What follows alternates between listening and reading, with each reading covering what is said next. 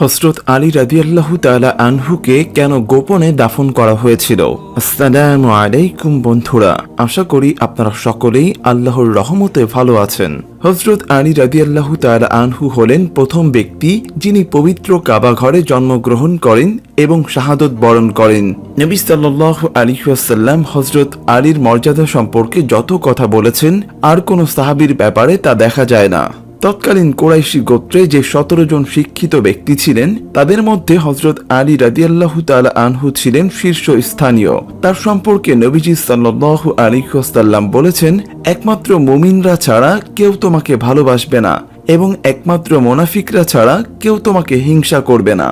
40 হিজরির 19 রমজান বা 661 খ্রিস্টাব্দের 27 জানুয়ারি বর্তমান ইরাকে অবস্থিত কুফার শাহী মসজিদে হত্যার উদ্দেশ্যে হামলা করা হয়। হামলা করেছিলেন খারিজি আব্দুর রহমান ইবনে মুলজাম নামে এক ব্যক্তি। হযরত আলী রাদিয়াল্লাহু তাআলা আনহু যখন নামাজের সেজদা দিয়েছিলেন, তখন ইবনে মুলজাম বিষ মাখানো তরবারি দিয়ে তার মাথায় আঘাত করেন।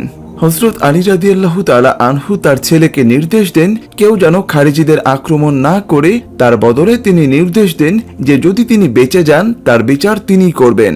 আলী হামলার দুদিন পর 29 জানুয়ারি 661 খ্রিস্টাব্দে 21 রমজান 40 হিজরিতে মৃত্যুবরণ করেন। কিন্তু তার দাফন নিয়ে আত্মীয়রা একটু চিন্তায় পড়ে গেলেন, কেননা এই খারিজিদের ভয়ে, যেহেতু তারা বলতো আলী মুসলমান নয়, নাউযুবিল্লাহ, তাই ভয় ছিল তারা জানতে পারলে কবর থেকে তার লাশ বের করে অপমান করত।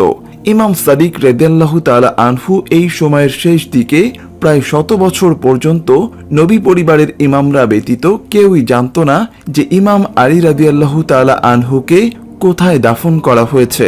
21 রমজানের ভোরে ইমাম হাসান রাদিয়াল্লাহু তাআলা আনহু জানাজার আকৃতিতে সাজিয়ে একটি খাটিয়া কিছু ব্যক্তির হাতে দেন মদিনায় নিয়ে যাওয়ার জন্য, যাতে লোকজন মনে করে আলী রাদিয়াল্লাহু তাআলা আনহুকে মদিনায় দাফনের জন্য নিয়ে যাওয়া হচ্ছে।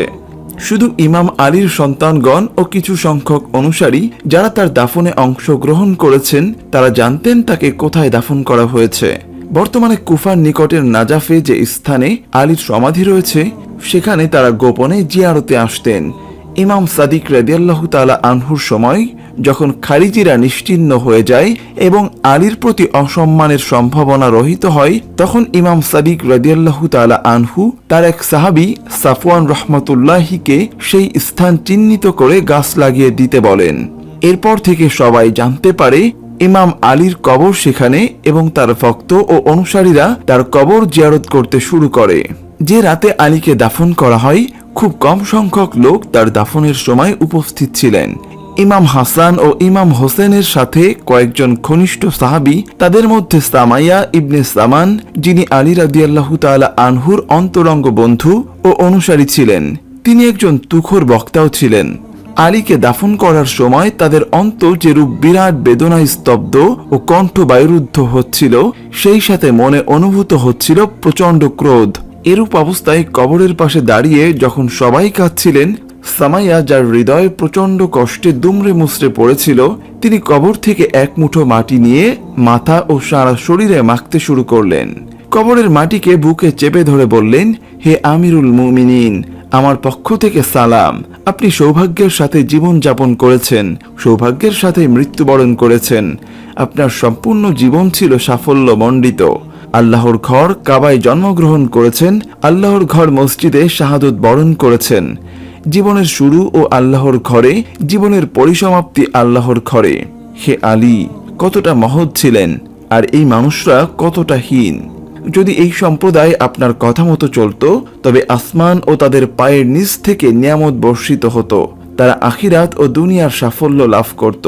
কিন্তু আফসোস, এই জনগণ আপনার মর্যাদা বোঝেনি, আপনার অনুসরণ না করে বরং আপনাকে কষ্ট দিয়েছে, আপনার হৃদয়কে রক্তাক্ত করেছে, আপনাকে এই অবস্থায় কবরে পাঠিয়েছে। প্রিয় দর্শক, এই ছিল আজকে আমাদের ভিডিও। কেমন লাগলো তা অবশ্যই আমাদের জানাতে ভুলবেন না। ভিডিওটি ভালো লাগলে একটি লাইক দিবেন এবং সবার সাথে শেয়ার করবেন।